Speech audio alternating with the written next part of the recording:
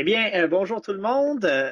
Nous sommes de retour après quelques semaines d'absence. De chaque côté, on a des vies aussi à vivre. Donc, on Et est on de retour travaille fort cette semaine, aussi. juste à temps pour les séries. Guillaume Julien qui vous parle en compagnie d'Anthony. Anthony, ça va bien? Super bien, et toi, William? Ça va très, très bien. Juste à temps pour les séries. Je veux juste dire aux gens, on va être de retour, on va être là semaine après semaine jusqu'à la fin. Et même, peut-être qu'on va préparer avec le collégial soit fini, peut-être qu'on va faire un podcast de temps en temps sur le reste du football en général. Il va y avoir encore de la Ligue canadienne, il va y avoir de la NFL. On pourra en parler un peu Puis de ça temps en serait temps, mais là, important. on va s'attarder. Puis Ouais, vas-y. ça serait important aussi qu'on parle le showcase de recrutement qui est organisé par Athletic Academy. Je pense Ouais. que ce serait important de tenir un update sur des joueurs à surveiller, puis qu'est-ce qui est commit, pas Ouais. commit. Mais ça, on se cassera pas la tête. C'est le temps de parler de playoffs, c'est le temps de parler de football d'automne. William, Enfin, enfin ça commence. alors, collégial Division 1, donc j'y vais immédiatement avec le top 7 pour les séries éliminatoires. Donc, le Vieux-Montréal, en vertu d'une fiche de 8 victoires, une défaite, termine au premier rang. Donc, bye week pour la première semaine en fin de semaine. Donc, ça donne au deuxième rang André Grasset qui va recevoir Lennoxville. Ça va être tout un match pour partir, Anthony. On va y aller match par match. Là. On va commencer avec celui-là, Grasset contre Lennoxville. Des impressions. Lennoxville, honnêtement, après 4 semaines, on pensait pas qu'il ferait une série. Là. Non, vraiment, c'est un revirement de situation qui est incroyable. Puis, qu'est-ce que je trouve dommage pour Grasset, c'est que s'ils auraient fini sixième, qu'ils auraient affronté les Titans, j'y allais pour les Knoxville à 100%. Mais là, ils ont le malheur de tomber sur deux équipes qui sont dans une classe à part, André Grasset et le CVM.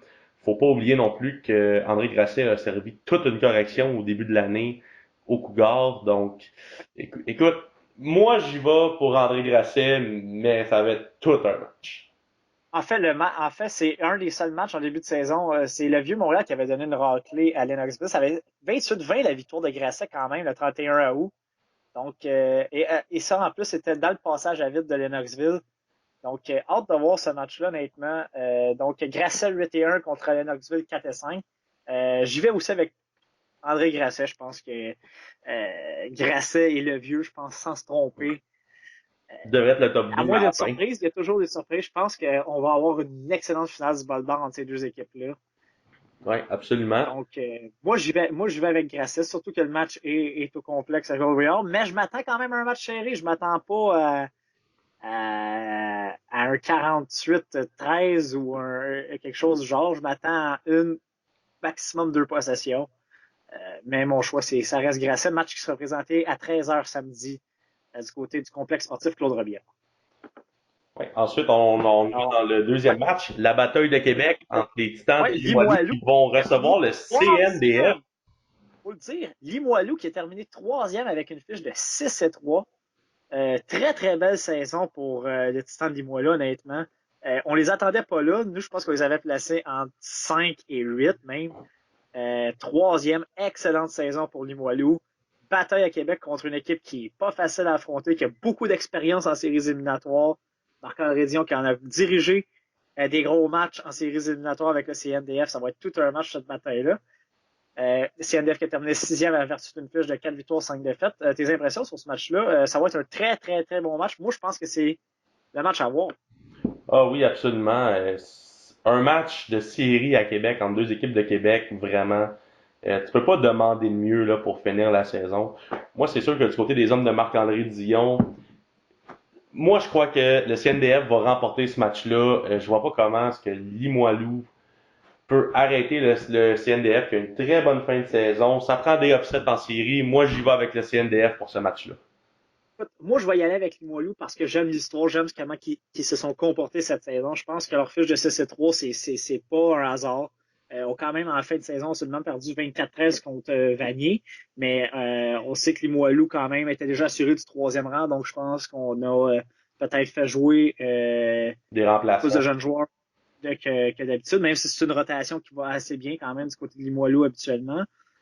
Moi, je vais y aller avec le Titan, mais écoute, je m'attends que ça s'appelle par un placement environ, parce que le CNDF, comme tu dis, rentrait en série avec beaucoup de momentum. Comme je le disais d'entrée, Marc-André Dion, c'est un entraîneur qui en a dirigé des gros matchs, qui va savoir comment préparer son équipe pour les séries éliminatoires. Mais je vais y aller avec Limoilou donc pour ce match-là. Et dans l'autre match, donc les trois matchs d'ailleurs qui sont disputés samedi à 13h. L'autre, ce sera Garneau, qui a terminé quatrième avec une fiche de 6-3, va recevoir les Cheetahs du Cégep de Vanier, cinquième avec une fiche de 5-4. Là aussi, c'est tout un match à prévoir. En C'est entrée de saison, premier match de la saison qui s'était joué, Garneau l'avait emporté 20-14 contre Vanier. Je m'attends à un score là, un écart de score à environ du même 7 points. Ton impression? Ouais, puis absolument. Moi, depuis le début de l'année, on savait que Garneau était pour être là cette année. Ils nous ont quand même bien surpris en finissant quatrième. On les voyait peut-être entre 5 et septième place au début de la saison. À un moment donné, ils ont très très bien débuté la saison qu'on les voyait peut-être venir brouiller les cartes parce que c'est quand même eux qui ont donné la seule défaite au Vieux-Montréal. On pensait peut-être qu'ils viendraient brouiller les cartes, mais ils ont eu une fin de saison en dents de scie.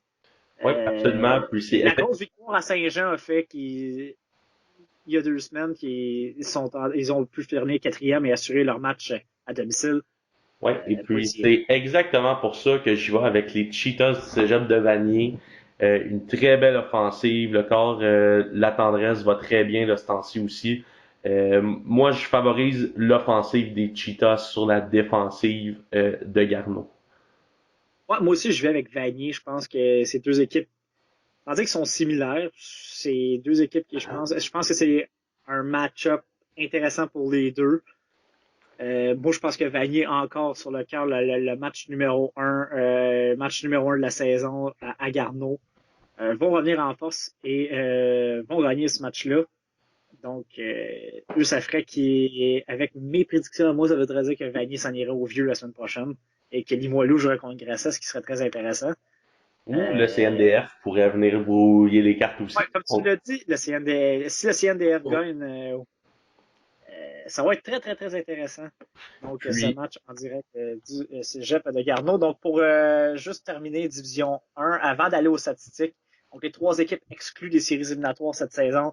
Malheureusement, Saint-Jean, 3 et 6. Écoute, je pense que Saint-Jean mérite son sort. Là. On a eu trop de temps à déclencher notre offensive cette saison. Et ça va être, honnêtement, pour les géants, là, il y a beaucoup de bonnes pertes dans cette équipe-là. Surtout dans la tertiaire, des gars comme Nick Lessard, Christophe Beaulieu, Félix Daou qui s'en vont tous au niveau universitaire. Ça va faire très mal. Là. Notre carrière numéro 1, Tori Cassati, qui s'en va également. Édouard Sonneau, receveur, qui a été très productif depuis son arrivée à Saint-Jean. Il va falloir être très, très bon sur le recrutement. Et il va falloir que nos recrues ou nos gars de deuxième année qui vont avoir les postes l'an prochain vraiment step up parce que ça pourrait être une autre saison. C'est un peu décevant. C'était le 50e de G1. Je pense qu'on avait quand même des attentes plus élevées que le fiche de 3 et 6 et le 8e rang. Sans dire que les G1 refinaient dans le top 5. Je pense qu'on les voyait dans les séries sans se tromper. Perdu beaucoup de matchs. Euh, on a mangé des raclés. Ça a fait très mal. Et je pense que ça a fait mal également à la confiance des hommes de coach Bégin. Première année comme entraîneur-chef, je pense que là, il sait comment. Tu sais, c'est pas facile d'arriver première année comme entraîneur-chef en Division 1 où le jeu est plus rapide, le jeu est plus ouvert. Donc, je pense qu'il a une saison derrière la cravate. Ça va aider, mais c'est quand même décevant de les voir à 3-6, Anthony. puis aussi, je pense que c'est important de mentionner que l'offensive a mis beaucoup de temps à se mettre en marche. Ouais, comme je Puis, le disais, c'est ça, absolument. puis une fois que Et l'offensive s'est mise en marche, qu'on a commencé à être capable de mettre beaucoup de points, la c'est la défense. défensive c'était autour de la défensive d'avoir beaucoup de difficultés. Le seul match que j'ai vu que c'était assez balancé du côté des Géants, c'est la défaite de 27-21 contre Garneau.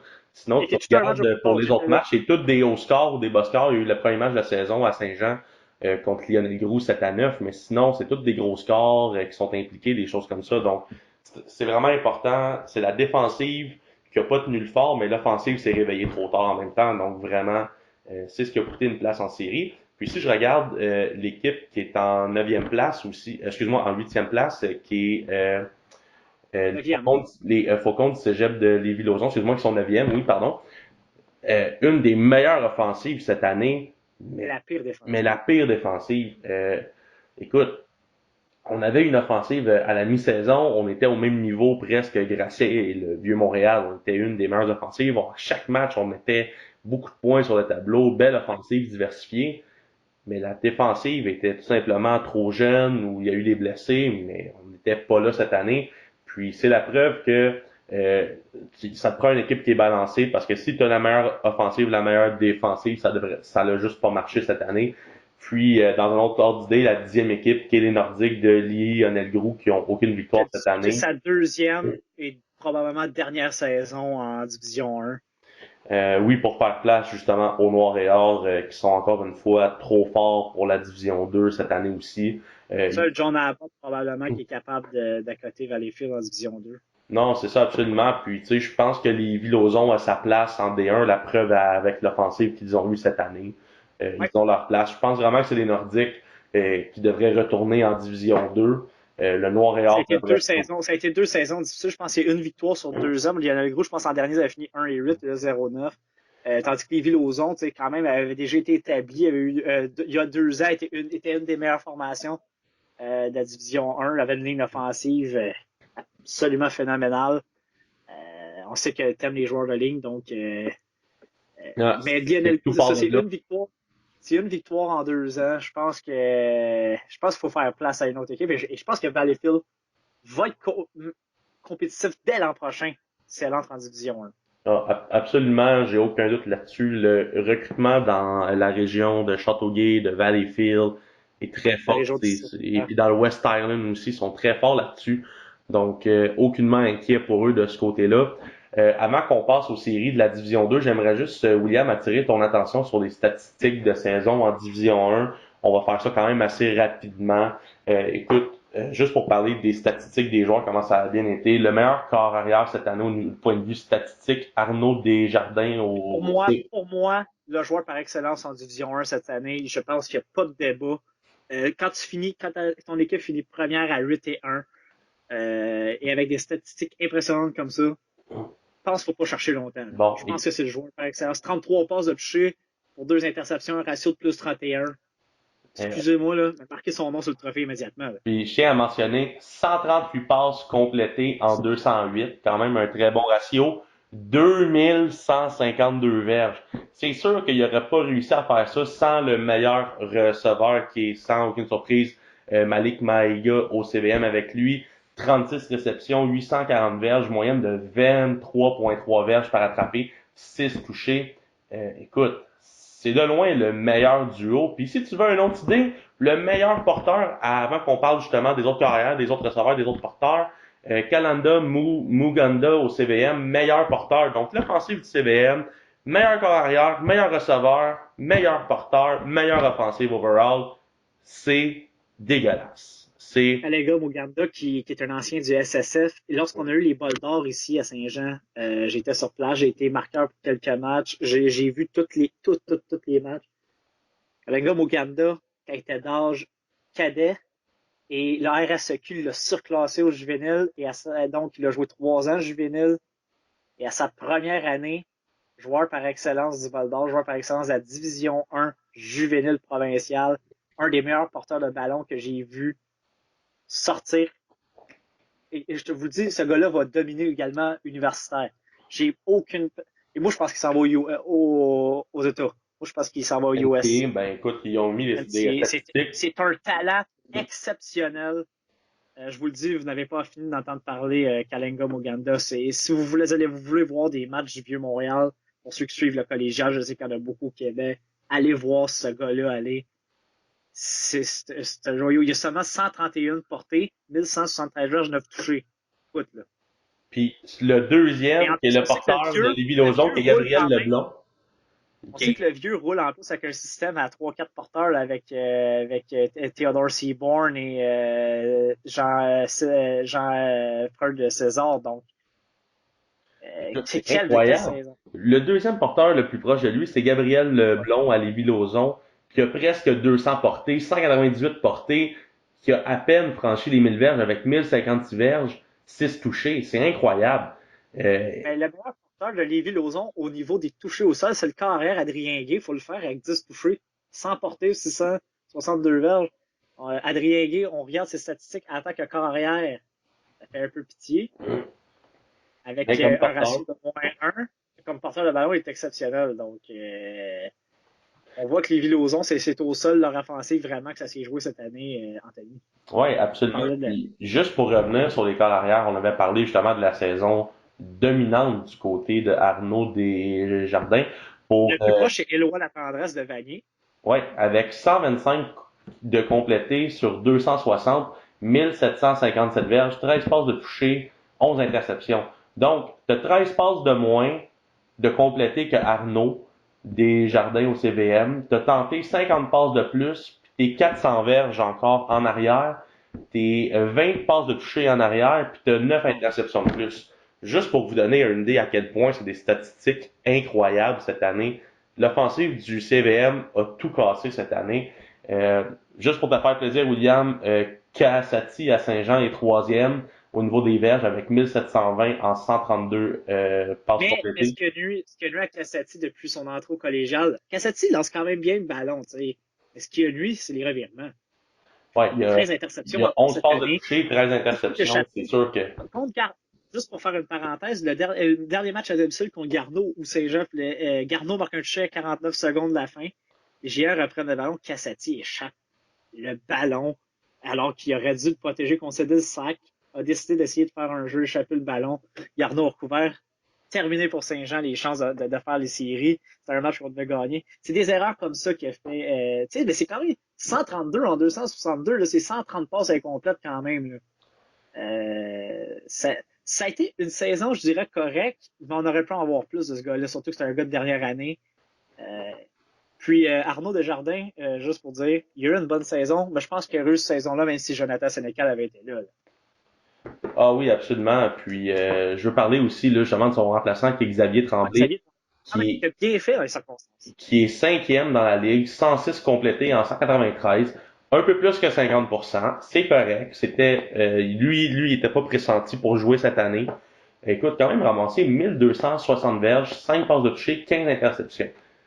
Malgré tout, Grasset a toute une offensive grâce à son porteur de ballon aussi, qui est Anthony Renault. Toute la ligne offensive aussi à Grasset a fait un excellent travail avec coach de ville. William Marchand, Guillaume Ranger, qui sont deux excellents receveurs. Donc, ça a été une belle saison. Juste pour qu'on nomme quelques noms là en terminant dans les receveurs de passe. Nicolas Sénacle Altidore à Vanier, William Marchand à André Grasset, Marc-Olivier Boucher à Lévis-Lauzon, Justin Langlais à Garneau, Édouard Arsenault à Saint-Jean. J'en parlais, Edouard Solo, ça va être une énorme perte pour les GA. Je pense que c'était vraiment le joueur clé de cette offensive. C'est ça. Ça va être une énorme perte. Donc, il va falloir trouver un autre bon receveur là, ou un receveur qui va devoir venir prendre Et le puis, poste. Donc, venez commit à Saint-Jean, il va y avoir plein de postes disponibles. ouais. Et puis, juste pour mentionner, pour ces gars-là, ont tous au moins une trentaine de catchs, ont tous environ 600 verges, entre 650 et 594. Toute une moyenne de plus que 10 verges, puis ça varie environ à 5 touchés chaque. Donc, ça a été des excellentes saisons pour ces joueurs-là. Du côté des porteurs de ballon, après Muganda, Leblon et Renault, on a Édouard Wanadi à Lennoxville, Olivier Savard à Limoilou, on a parlé d'Adrien Gay aussi Duante Morgan à Vanier. Donc, c'est tous des gars aussi qui ont eu une excellente saison au niveau de porteurs de ballon, tout environ une centaine de portées pour 500 verges. Il y en a aussi justement, Manadi est à 745. Donc, tous des gars qui ont marqué quelques touchés aussi. Donc, ça, c'est intéressant. Je En t'appuie du côté de la, défensive, là. ouais, du côté de la défensive, je pense que sans se tromper, on peut dire que le joueur par excellence en défensive, du côté de Vanier, le numéro 5, Konstantinos Papaniakalou, Quelle saison! 58 plaqués solo, 54 assistés pour un total de 85 plaqués, 3 sacs du score, 10 plaqués pour perdre, 4 passes rabattues, pardon. Son Quelle plus proche poursuivant saison! pour les plaqués, c'est Charles-Alexandre Jacques de Garneau, est à 72,5 plaqués. C'est incroyable, là. C'est 12,5 plaqués derrière. Ah oui, Quelle, absolument. sa- Quelle saison pour Costas. Il y a deux gars des GF, j'en parlais tantôt, deux grosses pertes dans la Félix Daou, Christophe Beaulieu, à 68-66 plaqués. Et dans la liste, un de nos anciens protégés, Anthony Zachary Derome, 34,5 plaqués, un touché de sûreté, une interception, deux plaqués pour perdre. Donc, une bonne saison pour Zachary Derome. Sa première vraie saison comme partant Je pense qu'on doit être satisfait du côté de. Je pense que l'an prochain va être encore plus un pilier de défensive avec les pertes qu'on a. Ah oui, absolument. Puis ça, c'est un gars qui était vraiment très fort au niveau juvénile. Euh, Ouais. Ouais. Puis l'année prochaine va avoir sa première saison à temps plein comme partant avec les Géants. Donc attendez-vous à ce que ce soit un nom à garder en tête pour la saison prochaine. Puis c'est un gars qui, si ses cours vont bien, aura aucune misère à trouver preneur au niveau du U-Sports. Et pour terminer, Benjamin Labrosse, coéquipier de Papinia Coalou à Vanier. Autre bonne saison encore. Un des probablement même le meilleur joueur défensif depuis son arrivée dans la Ligue. C'est encore 42 plaqués au total, 3 interceptions, 2 plaqués pour perdre. Sur ces 3 interceptions, 2 touchés, 4 passes rabattues. Donc une autre excellente saison pour Ben Labrosse du côté de Vanier. Je pense qu'il va avoir du succès de l'autre côté de la frontière, lui. Oui, absolument. Puis, on parle pas beaucoup des batteurs durant la saison, mais j'aimerais quand même qu'on parle des batteurs de précision, pardon. Philippe Boyer, du côté des Nordiques du Cégep de Lionel Groux, a Qui réussi a été 13 probablement placements sur 16, quand même, une très bonne qui saison pour lui. A a réussi 9 été convertis et a marqué 2 safety. Pour vous donner une idée, le plus proche de lui, c'est Émile Choquet au CNDF avec 8 en 12. Philippe Forteza à Limoilou, 8 en 13. Et après ça, il y a personne qui a vraiment été parfait. À Limoilou, Maxime Soucier-Lafont, 56. Euh, Thomas Beauchat à Lévis-Lauzon, 55. Mais quand même, faut quand même dire que Boyer en a réussi 13 en 16. Donc, quand même une bonne nouvelle du côté des Nordiques, là, quand même, ouais, malgré ça cette c'est saison plus absolument. difficile.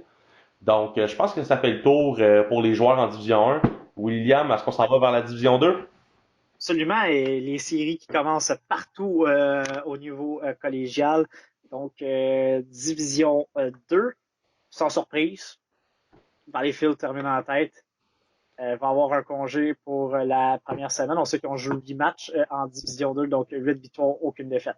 Donc, deuxième rang contre septième rang, John Abbott termine deuxième, pas de surprise, à 7-1. La surprise, peut-être, Sherbrooke qui termine septième en vertu d'une victoire contre l'Outaouais. Et Sherbrooke, faut le dire, a battu Trois-Rivières la semaine dernière, en fin de semaine dernière, 18-15, en dernier match de la saison. Sherbrooke est finalement à prendre au sérieux, Anthony. On sait, je pense, qu'est-ce que tu t'attends à ce match-là? Est-ce que John Abbott va l'emporter facilement ou Sherbrooke va vraiment donner un match? Match qui est Écoute, disputé samedi à 13h. c'est sûr que ça va bien en ce moment pour les volontaires, mais la seule chose qui est plate, c'est qu'on affronte quand même une très bonne équipe. Une chose qui est importante à mentionner, durant le camp d'entraînement, le corps arrière recru qui arrivait des Harfans du Triolet, Jérémy de Zinde, s'est fracturé un doigt qu'il a gardé hors du jeu pendant plusieurs semaines. Et depuis qu'il est aux commandes de l'attaque, ça va tellement mieux pour Sherbrooke qui enfin peuvent développer une offensive avec un plein potentiel. Écoute, c'est un des joueurs qui arrive justement du scolaire, du juvénile, qui a un Oh, oui, impact c'est très bon. réel. C'est un joueur qui peut autant faire mal par ses jambes que par son bras canon. Puis maintenant qu'il est depuis là, depuis 2-3 matchs avec Sherbrooke, on voit la différence dans l'offensive du Varéor. Mais malheureusement, si on aurait affronté Trois-Rivières, Les Thetford volontaires. ou n'importe qui, j'aurais pu prendre un petit 2 sur eux, mais contre John Abbott, il n'y a rien à faire. Ça va être John Abbott, puis il devrait remporter ce match-là. Sur moi, je m'attends quand même à un match serré, mais une victoire quand même par une ou deux possessions là, par John Abbott. Ouais, moi aussi, je pense que John Abbott, expérience, équipe éternelle, équipe dominante en Division 2. Je pense qu'ils ont l'expérience. Mais pour Sherbrooke, ça va être une belle expérience de participer aux séries. Je pense qu'on va être capable de donner un match justement avec l'arrivée de notre nouveau carrière. Et puis, on a quand même battu, on faut être fiers de notre saison autour de Sherbrooke, même si on perd ce match-là, on a battu des bonnes équipes comme Ottawa, Sherbrooke. Empêche Ottawa de faire les séries. Là. On s'attend pas qu'Ottawa les fasse, donc ça reste quand même une grosse surprise. Mais je vais avec John Abbott. Ensuite, dans le deuxième match, samedi soir, 19h30 du côté de Trois-Rivières, les Diablos, qui ont terminé troisième en vertu d'une fiche de 5-3, affrontent les Lynx Édouard Montpetit. Décevante saison de 3-5, j'ai envie de dire, qui vont terminer au sixième rang. Le match est à Trois-Rivières. Je vais y aller avec les Diablos, même si ça me fait le cœur. Écoute, ça me fait le cœur aussi pour les Lions. C'est pas compliqué. il y a deux facteurs qui font qu'on se retrouve dans cette position-là cette année. On a eu des blessures et de l'inconstance au niveau du poste de carrière toute l'année. On a su que au dernier match, Rinaldis a eu un très bon match, mais malheureusement, c'était un peu tard Il a pour avoir perdu ce genre. 28-25 contre Valleyfield, là. Ouais, quand même. Écoute, on a donné, on a joué un très bon match. Le match où ça fait qu'on est où ce qu'on est en ce moment, c'est la défaite contre Tedford à Longueuil. Ça, écoute, c'est ce match-là qui a tout changé parce que les deux équipes seraient à 4-4 puis Edouard serait en quatrième place à la place de Tedford. Donc ça, c'est le match qui a fait basculer la saison pour les Lynx, même si c'était pas terminé. Mais là, les Lynx se ramassent à aller jouer des matchs sur la route jusqu'au Bal d'Or s'ils voudraient y aller. Puis je pense que Trois-Rivières a été très constant durant toute l'année, Ouais, beaucoup de profondeur, très bonne équipe. Ça me fait le cœur comme tu dis, mais je dois y aller avec Trois-Rivières pour la prédiction. ouais, absolument. C'est toute une équipe. Et ensuite, dernier match sont disputés également samedi à 13h. Beaucoup de matchs samedi à 13h en séries éliminatoires d'ailleurs. Montmorency 5e avec une fiche de 3-5 sera Thetford 5-3, quatrième place pour les hommes de Kevin Mackey. Écoute, quelle saison pour Thetford qui reçoit le bol d'or. Moi, j'y crois à cette équipe-là, du moins pour ce match-là. Moi, je vais avec Thetford. Ah, écoute, J'aime vraiment la vibe qu'on a cette année. Et écoute, sans dire qu'ils vont y aller jusqu'au Val d'Or, mais écoute, une place en habillé dans le corridor Division 2, t'aurais dit ça à Kevin Mackey au début de la saison, il aurait acheté ça tout de suite. absolument. Puis écoute, c'est leur victoire à Édouard, puis ils ont eu de très bons matchs cette année. Et Écoute, un match là, à domicile, là. ouais, absolument. Puis là, écoute, ça peut en être un deuxième jusqu'au Bal d'Or aussi, selon les résultats. Moi, ce que je retiens de Tedford, c'est qu'on a commencé les deux matchs de la saison contre les deux puissances, contre Valleyfield et John Abbott. On a donné un match à John Abbott. On s'est pas présenté contre Valleyfield. Après ça, on est allé gagner à Édouard. Après ça, on a perdu à Trois-Rivières. Après ça, on a battu tout le monde qui est en dessous de nous. Puis ça a été un match 39-36 contre les Nomades à Montmorency. Ouais, tout un Écoute, match. ça va être tout un match. J'y vais avec Tedford, mais Momo va se présenter. Moi, Oh, oui, absolument. Je suis d'accord avec ça. puis je serais pas surpris que c'est un genre de match qui pourrait aller en prolongation. C'est deux équipes qui sont au même niveau, donc ça pourrait être très bon pour la fin de l'année. Donc, Aussi, on est d'accord en Division 2. ouais, écoute, c'est rare que ça l'arrive, mais écoute, oui, on est sur le même diapason. J'aimerais parler aussi, justement, vu que la saison est terminée, des statistiques autant pour les Ouais. carrières aussi dans la Juste division 2. avant, les deux équipes qui ont fait les séries, Outaouais 2-6 et Beauce 0-8. Est-ce que Beauce s'en va en Division 3? Écoute, c'est Ah, sûr c'est que intéressant. Beauce, Jonquière. aucune victoire dans les deux dernières années en Division 2. Quand je vois des équipes comme les Lauréats, les Triades, les Indiens qui sont en Division 3 ou Jonquière même, Gaillard. euh, écoute, moi, je trouve ça vraiment dommage parce qu'il y a un beau potentiel en Beauce. C'est une des régions au Québec qui se produit du meilleur football qu'on le pense. C'est un des systèmes où le football dans le RSEQ est le mieux organisé. Il y a beaucoup de football à neuf au secondaire. Il y a beaucoup de football à 12 encore aussi. C'est une région de football. Euh, le problème, c'est qu'on n'arrive pas à... On perd beaucoup de joueurs à cause du recrutement pour Québec. Donc, les bons joueurs ne restent pas en région et ça peut faire mal. Mais aussi, ce qui fera pas de tort, c'est d'aller en Division 3. Ça va être bon pour le programme. Puis, on va pouvoir rebâtir pour dans quelques années espérer pouvoir revenir en Ouais. Division 2. Alors, on y va avec les statistiques en terminant. Pour moi, je vois une course à deux pour le titre de joueur par excellence entre Charles Cossette-Carrière des Diablos de Trois-Rivières et, évidemment, Elijah Williams, le porteur de John Abbott. On commence avec les carrières Cossette. Bonne saison, là, 114 en 200, c'est très, très bon ratio. 12 passes de toucher pour 5 interceptions, 1486 heures. Très, très bonne saison pour Charles Cossette, le pivot de Trois-Rivières. Oui, absolument. Je ne pourrais pas mieux le dire. Mener son équipe de manière très brillante jusque dans les séries. Puis a quand même fait un très bon travail là, parce qu'il ne faut pas oublier que Trois-Rivières s'est pas fait dominer complètement non plus face aux deux puissances. Donc ça n'a pas été des blowouts. Donc je m'attends à ce qu'en série, on soit capable de faire de très belles choses. Aussi, j'aimerais attirer ton attention là, en deuxième place chez les carrières, Xavier Gervais des Griffons du Cégep de l'Outaouais. On en Ouais, et parlait. on en parlait hors d'onde. Je pense que Ottawa, ce qui leur a nuit, c'est qu'ils ont seulement un duo. Gervais et Riopel, qui était le meilleur receveur de la saison. Je pense qu'après ça, on manquait peut-être de ressources pour compétitionner. Alors, je te laisse continuer. Ouais, absolument. Écoute, c'est dommage pour les Griffons qu'ils ont raté les séries parce qu'ils ont le meilleur duo entre le carrière et receveur. Ils ont réussi à très bien jouer. Puis je tiens quand même à mentionner que leur porteur, là, Cédric Dabadi, a quand même eu une très bonne saison aussi. Je pense que c'est aussi niveau défensif, on a eu de la misère à capituler parce qu'il faut pas oublier que Simon Riopel, qui est le meilleur receveur, justement, a 8 touchés, mais tu viens de parler de plus de 50% de toute la production offensive du Cégep cette année. Il faut être capable de marquer plus de points, mais quand même, très bonne saison au niveau offensif pour Outaouais. Il méritait d'être en série, mais le format étant ce qu'il est, ils les ont Ouais. manqués. Et Sherbrooke est allé chercher la grosse victoire donc contre eux en fin de saison.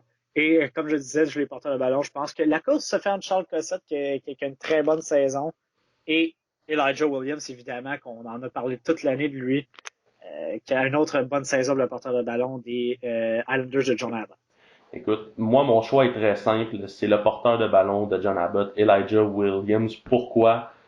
Parce que dans sa catégorie, il est seul. Il est complètement seul. Il a presque le double de son plus proche poursuivant. Il a une ligne offensive qui travaille bien, mais quand même, c'est un joueur à part. Charles Cossette a une belle équipe, la belle profondeur, beaucoup de joueurs, mais quand même, les joueurs sont quand même proches de lui au niveau statistique. Ouais. C'est pas lui qui a le plus Cossette de a quand passes de même été bon au toucher. sol également. Non, mais Cossette a tu quand sais, même été bon au sol. 41 courses, 310 verges, 2 passes de toucher. Mais je pense aussi que ça va être Elijah Williams. Mais ça peut jouer entre les deux. Cossette ouais, pourrait venir ça peut jouer brouiller quand même. absolument. Je Puis pense écoute, on peut s'il le y avait prendre un en considération. trophée, C'est pas évident comme en Division 1. Là. non, c'est ça. Puis s'il y avait un trophée, puis le meilleur corps arrière aussi, écoute, ça serait pas mal lui qui l'aurait gagné. Quoique Mathieu Boudreau à John Abbott, qui est troisième au niveau des verges, là, derrière Xavier Gervais, là, et 88 en 158, 1340 ses verges, 17 passes de toucher, 4 interceptions. Donc là, ce que je m'explique, c'est que au niveau du ratio de passes, Mathieu Boudreau a beaucoup moins lancé que Gervais et Cossette, mais a quand même obtenu plus de passes de toucher et moins d'interceptions.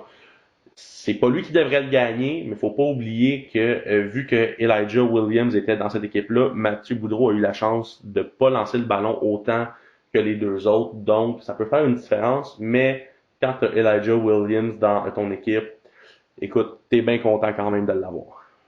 C'est ça. Tu veux lui donner le ballon. En défensive, mine de rien, les deux meilleurs joueurs du côté des plaqués, ils représentent les deux équipes qui n'ont pas fait les séries. Justin Dupré des Griffons du Cégep de Ottawa avec 61,5 plaqués, deux touches de sortie, un plaqué pour belle. Et Étienne Poulin de Beauce-Appalaches avec 56 plaqués, deux plaqués pour perte, une passe là-dessus. Donc, on voit que ces deux équipes-là, ces deux joueurs-là ont plaqué souvent cette année. Hein? La défensive était souvent sur le terrain. Ah oui, quand même. Puis au niveau dans les statistiques, là, quand même, juste selon moi, le joueur défensif cette année à Sherbrooke, Mon Thomas Poirier, c'est Poirier-Steben à Sherbrooke, 40 plaqués solo, excellent. 23 plaqués assistiques, 51,5 plaqués total, 6 sacs du corps, 4 interceptions, 10 plaqués pour perte et 3 passes rabattues. Toute une saison pour lui. Ah, absolument. Écoute, pour moi aussi, je pense que c'est le joueur défensif par excellence de la saison. On a vu que la défensive de Chabot a eu quand même une très, très bonne saison. Je pense que c'est le pilier. Je pense que c'est Gabriel Royer, son coéquipier, qui le suit quand même de près, qui a des très, très bonnes statistiques aussi. Donc, Sherbrooke, ça va être vraiment par le défensif. Si le corps arrière aurait été arrivé plus tôt, peut-être qu'on aurait fini top 5. Oui, absolument. Puis Sherbrooke, je pense que c'est une question de corps arrière que justement que le problème a été réglé à la fin de la saison avec le retour de Jérémy Desindes. Maintenant, du côté défensif, il y a eu quand même, on a quand même eu un match très serré, si je me souviens de mémoire, contre le Montréal aussi, où ça avait fini très Oui. serré là, à bas score. Donc la défensive à Sherbrooke va très bien. Puis avec Jérémy Desindes, ça augure bien pour l'an prochain. Alors, on termine ça avec Détroit du côté de la sud-ouest. Saint-Hyacinthe a perdu sa saison parfaite. a perdu sa saison parfaite avec une défaite de 48 à la Nodière. La Nodière qui est une bonne équipe. Quand même, là, le top 4, là, c'est Saint-Hyacinthe à 7-1, Antic à 6-2, la Nodière à 6-2 et Lennoxville, désolé, pas Lennoxville, Saint-Lambert à 5-3. Donc, quand même, ça a été très serré dans le classement. Ah oui, absolument. Donc, Saint-Hyacinthe qui reçoit donc justement Saint-Lambert, parce qu'on sait que c'est 4 équipes de chaque côté qui font les séries, donc c'est 1 et 4. Donc, Saint-Hyacinthe-Saint-Lambert en partant, ça va être un très bon match. C'est samedi soir 19h au cégep de Saint-Hyacinthe. Tes impressions là-dessus? Pour avoir été là l'an dernier, tous les matchs contre Saint-Lambert et Saint-Hyacinthe, c'est une rivalité. C'est un match qui va être serré. Saint-Lambert réussit à jouer du gros football qu'ils ne sont pas capables de jouer contre d'autres équipes quand c'est contre Saint-Hyacinthe. Néanmoins, je vois pas Saint-Lambert faire vraiment une surprise là. Je m'attends à une victoire de Saint-Hyacinthe. Ouais, moi aussi. Et dans l'autre match, donc deux équipes à 6-2 en cycle contre la Nadière. Moi, honnêtement, je vais y aller avec les triades. Tu m'enlèves les mots de la bouche. La défensive de Huntsic contre l'offensive des triades. Les triades ont une bonne offensive, mais c'est tout un match-up. Là. Ça va être tout un match-up. Ça va être le match de la fin de semaine, selon moi. Là. Ouais. Et c'est 19h, donc tout juste après André Grasset qui joue à 13h à Claude Robillard. Huntsic, la Nodière, 19h. Donc, s'il y a des intéressés, allez voir du bon football collégial. Deux matchs au complexe sportif Claude Robillard, deux divisions différentes, deux excellents matchs. Vous pouvez aller là. Ça va vous coûter moins cher que d'aller voir la CFL. Puis, rapidement, sur les statistiques en Division 3 cette année, les corps arrière, ça a été quand même très serré. Là. Mais écoute, Pour ton choix, tu y vas avec la Nadière aussi? Oh, oui, absolument. Là, les triades, absolument, avec la troupe Ils ont terminé la saison avec une grosse victoire en plus. Ouais, grosse victoire sur la route à Huntsic. Du niveau des statistiques, les carrières, Philippe Pelletier à Saint-Lambert, 109 en 170, 1558 verges, 15 passes de toucher, 7 interceptions. On pourrait en discuter avec la deuxième place. Charles Picard, le carrière des triades, 103 en 207, 1745 verges, 21 passes de toucher, 13 interceptions. Donc, au niveau des carrières, ça joue pas mal entre ces deux-là. Écoute, Ted Olivier Pierre et Vincent Boyer à Huntsic et à Saint-Hyacinthe ont eu de très bonnes saisons aussi. Du côté des receveurs de passe, écoute, Zachary Cloutier à Saint-Lambert a terminé 45 attrapés, 621 verges, 5 touchés. Aussi à noter Roy-Candy Joseph à Huntsic, 33 réceptions, 559 verges et 3 touchés. Le receveur qui a eu le plus de touchés cette année à Saint-Hyacinthe, Oumar Touré, 32 réceptions, 458 verges, 7. Ça va avec le vert et or de Sherbrooke d'ailleurs. Ouais, déjà COVID. Ben là, au fur et à mesure, on va finir par toutes les signatures, ils vont découler pas mal là, après la saison. Là, donc ça va être notre page, on va vous partager ça. Oui, absolument. Puis ensuite, du côté des porteurs de ballon, je suis tellement content de voir un gars comme Adrien Guy qui a terminé premier cette année avec 88 portées, 540 verges, 7 touchés. C'est un gars qui l'année dernière s'est cassé la clavicule ou quelque chose à l'épaule, si je me souviens bien, a manqué toute la saison l'an passé. Puis là, de le voir cette année qui revient, parce que je l'ai connu personnellement, de voir qu'il revient en force, qu'il finit premier comme porteur, ça indique qu'il y a eu un bon travail cette année sur mes gros à la ligne offensive à Saint-Hyacinthe. On a eu un bon porteur qui a fait un bon retour, donc ça me rend très heureux.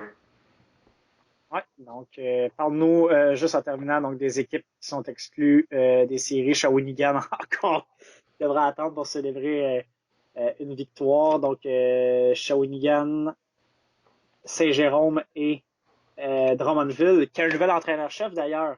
Ouais, Philippe Leduc. Donc écoute, juste pour commencer à parler, là, je vais te parler. Attends un peu, je suis pas dans la bonne place. Donc, pour parler des cheminots de Saint-Jérôme, c'est pas compliqué. On est proche, mais il manque encore un petit quelque chose. Parce qu'on sait qu'on est supérieur à Drummondville et Shawinigan. Mais il faut sur cette saison-là. 3 et 5, c'est quand même intéressant. Ouais, donc il manque juste un petit quelque chose pour venir chercher là, justement Saint-Lambert et pouvoir se battre pour les séries. Les hommes de Christian Audet sont vraiment pas loin, puis il faut continuer sur cette bonne voie-là. On a une bonne offensive aussi cette année. Là. Du côté de Drummondville, comme on dit justement, on est en train de rebâtir le programme. Je pense que Patrice Marcoux a fait un excellent travail. On salue Patrice d'ailleurs. Ouais, puis justement, c'est Philippe Leduc qui était là cette année avec lui, qui arrive de Jonquière. Lui va pouvoir continuer le travail qui est amorcé de fondation par Pat Marcoux. Donc ça devrait bien aller. Du côté de Shawinigan, on a démontré plus de combativité que dans les autres années, mais encore une fois, on arrive à court. Euh, un peu comme qu'est-ce qui s'est passé à Alma, je souhaite tellement que ce programme-là ne disparaisse pas. Mais Ah ça, non, ça serait mais, vraiment mais ça va devenir difficile au fur du temps si le programme commence pas à remporter des matchs. Faut trouver une façon dans le recrutement d'attirer les jeunes. Donc voilà, on va aller terminer ça avec la Nord-Est de l'autre côté. Rimouski d'ailleurs, en fin de semaine, qui a gagné son premier match, donc aucune équipe qui aurait 0 victoire du côté de la Nord-Est. Rimouski qui a battu la Pocatière 26-9, mais donc qui a terminé la saison 1-7. Donc ça donne Jonquière contre la Pocatière. Pas de danger pour Jonquière. Ce que je trouve dommage pour la Pocata, c'est que cette défaite-là, au lieu d'aller affronter les Vulcains, qui c'est un match qui est peut-être plus à leur Oui. portée, vont se retrouver face à Jonquière. Écoute, on n'en parlera pas très longtemps. Jonquière par 30 points. Euh, Oh, absolument, Aussi bien c'est le dire tout de facile. suite. Le match qui est plus intéressant, match entre les Il Vulcains. y a un autre match qui est disputé à 13h samedi et donc ensuite, et un autre match disputé à 13h samedi chez Chicoutimi. Danick Menacci contre Victoriaville de Stéphane Rivard qui a eu toute une saison, 6-2 Ouais, pour les absolument. Vulcains. C'est une très très bonne saison. Mais Troisième. encore une fois, il ne devrait pas avoir vraiment de surprise. Je pense que les Vulcains vont remporter Non, ce match-là. Puis là, vraiment, et j'aime la vibe que Victoriaville. Et je pense que Victoriaville, ensuite, à la fin de la saison, on perdu seulement 33-19 en fin de semaine contre Jonquière. ouais. Et c'est pas c'est pas 5, 6 possessions. J'ai hâte de voir ce match de demi-finale. Comment est-ce que je connais le coaching staff à Jonquière? On a gardé les jeux simples, on n'a pas montré trop de choses sur le Ah non, tape, ça c'est puis sûr. on a... Parce qu'on savait probablement qu'on va les Non, raffronter. c'est ça. À moins d'une surprise, je pense que, à moins d'une surprise, je pense que Chicoutimi pourrait être capable. Ça va être difficile. Parce que j'aime vraiment ce que Victoriaville a apporté cette année, du côté de la, donc, des statistiques en terminant. Oui, donc du côté des statistiques, écoute, je vais commencer avec les corps arrière. Euh, bon, si j'irais dans la nord-est, ça pourrait mieux aller que dans la sud-ouest, hein, parce que Philippe Pelletier, on l'a déjà mentionné. Faut que je le mentionne, toute une saison pour le corps arrière des Vulcains de Victoriaville, Mathieu Forget, 140 passes complétées en 289, 2056 verges, 11 passes de toucher, 8 interceptions. Toute une saison pour le corps arrière des Vulcains. Écoute, juste pour donner un exemple, le corps arrière Frédéric Clemens des Gaillards est au troisième rang, 64 en 130. Écoute, c'est autour du 50%, 931 verges, 12 passes de toucher, 2 interceptions. Euh, Ça n'a pas été un facteur là, pour les Gaillards cette année, donc il y a ça. Alan Tremblay des Pionniers, 70 en 158, moins de 50%, 964, 5 passes de toucher, 17 interceptions. Ouais, c'est ça. C'est là que ça a fait mal. Ouais, c'est ça qui manquait un peu cette année. Donc aussi, si je regarde du côté des receveurs de passes, si Mathieu Forget a une bonne saison, c'est grâce entre autres à Anthony Paulus à Victoriaville, 37 passes captées, 759 verges, 3 touchés. Le receveur qui a le plus de touchés cette année dans la nord-est à Jonquière, c'est Cédric Plourde, 8 touchés avec 27 catchs, 482 verges. Mention honorable à Jean-Philippe Nault à Rimouski, à Benoît Beaulieu à Chicoutimi et aussi à Mathieu Langlois à Victoriaville. Du côté des, Absolument. du côté des Ouais, porteurs de ballon, sans aucune surprise, Glody Moussa à Lafou de Jonquière, 980 verges en 131 portées, 12 touchés. Selon moi, le joueur par excellence, c'est Mathieu Forget ou ben c'est Moussa à Lafou à Jonquière. Les deux ont eu tout un impact sur leur équipe cette année. ouais, absolument. Donc voilà, ça fait le tour de nos des séries euh, dans le collégial. On va juste revenir après une petite interruption. On va finir ça avec pour vous parler des demi-finales un peu rapidement. Universitaire, finale dans le senior et également au niveau junior. Donc, on revient juste après ce segment. Alors, on est de retour dans notre segment Le Blitz. Donc, également, c'est des séries également qui commencent au niveau universitaire. Donc, samedi 13h, beaucoup de football, samedi à 13h, hein, il y a des choix de match pour les gens. Concordia, quatrième en vertu de sa fiche de 2-6, a le malin plaisir de s'en aller au PEPS de l'Université Laval pour y affronter le Rouge et Or. Il n'y aura pas de surprise là, Anthony. Le Non, Rouge et Or, assez le rouge et facilement. or, on est d'accord là-dessus. Et dans l'autre match, samedi 14h, celui qui sera présenté sur TVA Sport, McGill, troisième, avec une fiche de 3 et 5, affronte les Carabins 6 et 2. Même si les Carabins ont les difficultés en fin de saison, je pense qu'ils vont battre McGill. Ouais, devrait pas. Avec le nouveau pivot Frédéric Paquette, ça devrait pas être vraiment une grosse Ouais. surprise de ce côté-là. Ensuite, Donc, William, finale Montréal-Laval la semaine prochaine. sans trop de surprises. Ensuite, William, je vais t'amener du côté du junior où il y avait Oui. les deux demi-finales et on a eu Est-ce qu'il y droit. a du changement? Est-ce qu'il y a du changement dans les finales? Hey, tu vas être surpris, attends un peu d'entendre ça. Donc, les Bulldogs qui ont fini premier affrontaient les Raiders de Châteauguay qui ont fini quatrième. Les Raiders sont allés voler une victoire de 12-10 contre les Bulldogs. Donc, les Bulldogs qui ont fini premiers en saison sont éliminés. Oui. Ensuite, les Packers qui finissaient troisième suite au bris d'égalité avec les Junior Riders de Ottawa sont descendus à Ottawa perdre 28-0. Une raclée, mais j'ai des personnes sur place qui m'ont dit que ça a été un match qui a été volé par les officiels. Je suis pas le genre de personne qui va blâmer les officiels en théorie sur des résultats. C'est sûr que sur le coup, en tant que coach, on est un peu sous l'effet des émotions. Mais pour que j'aille des parents, Je me rappelle d'un match de ouais, fin de saison ouais, juvénile où les en arbitres ont été particulier. remerciés de belle façon. Mais pour que j'aille des joueurs, des parents, puis des coachs qui m'écrivent pour me dire d'en parler, écoute, Ah, c'est pas... Écoute, c'est les officiels, c'est des humains, ils font de leur mieux, mais j'ai eu des exemples de holding qui n'ont pas été calés, de rudesse qui ont été appelés par contre. Ça a été un match difficile pour les arbitres. J'étais pas là, je peux pas le mentionner, mais ça a l'air que l'arbitrage a été très ordinaire durant ce match-là, puis que les arbitres ont eu à s'expliquer à plusieurs parents après le match. À tous les arbitres qui sont là, je sais qu'on est humain, je suis moi-même arbitre au hockey une fois de temps en temps. Faut être impartial, puis il faut faire de notre mieux. C'est tout ce que j'ai à dire là-dessus. donc, Donc, finale entre finale, Châteauguay et Ottawa à Ottawa. oui, à Ottawa cette semaine, en fin de semaine en fait, ça devrait être tout un match. Moi, je vais mettre Samedi. ouais, je vais mettre un petit 2 sur Ottawa. Ah, moi aussi, je vais y aller avec Ottawa. Et pour le senior, on sera sur place samedi soir. Ouais, Les Huskies qui affrontent, je pense que c'est Laval. ouais, les Bulldogs de Laval. Ouais, Donc, Saint-Jean qui a fini deuxième affrontait le numéro 3 qui était le Phoenix de Trois-Rivières. Saint-Jean l'a emporté 24-17 de peur un très bon match. contre le Phoenix. Donc, c'est très encourageant pour le Phoenix. Saint-Jean qui va tenter d'aller reconquérir le titre et d'empêcher un back-to-back de Laval. Donc, sans surprise, vous comprendrez que les Bulldogs de Laval, qui aussi l'ont emporté 34-24, excusez-moi, 34-23 sur les Panthères de Montréal, dans un match aussi Un quand autre même bon assez match. serré. Donc, finale samedi soir 19h au stade Alphonse Desjardins à Saint-Jean, Huskies contre les Bulldogs de Laval.